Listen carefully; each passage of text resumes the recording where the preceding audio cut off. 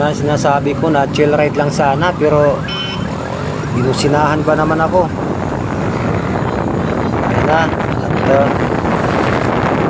At bigla ba naman bumulusok si Click sa tagiliran ko. Ay siya, nagulat tuloy si Gravis. Ayun, napatulan tuloy ni Gravis si Click. Hinahabol tuloy. Madali rin ako eh, at oras na para magsundo. Makamali, makakalo tayo ang ating misis. Kiss me mga idol.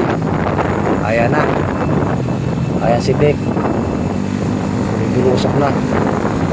Makikita nyo, lumilipat yung jacket ni Click. Ayun, yun o. Yan. Saan ka na, Click? Saan ka na? Ako. Ayun.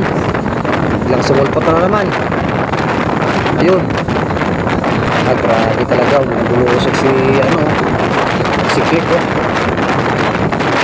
Kaya rin napakatulin. Oh. Grabe na sana.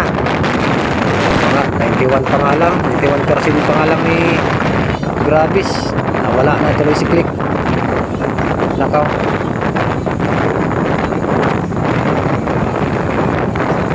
Siya na mga idol, at medyo kamote na tayo ngayon gawa ng madilim, nagkabot din ako sa oras.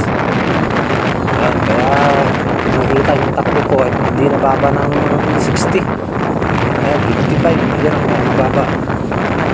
Ayan, tuloy yan. Ano na yan, bababa na yan pagka traffic. Ayan, nakita nyo ang lako. So, ganun pa man din na kailangan doble ingat pa rin tayo kahit na matuloy tayo magpatakbo. Kailangan sa kalsada, kailangan din natin ang alerto ng pag-iisip, presence of mind na kailangan natin makikita sa kalsada tulad yan, para makaiwas din tayo sa aksidente. Kailangan ingat, doble ingat talaga. Yan. So, malapit na yung Walter, kakanan na ako. So, dito na lang mga idol. Maraming salamat po.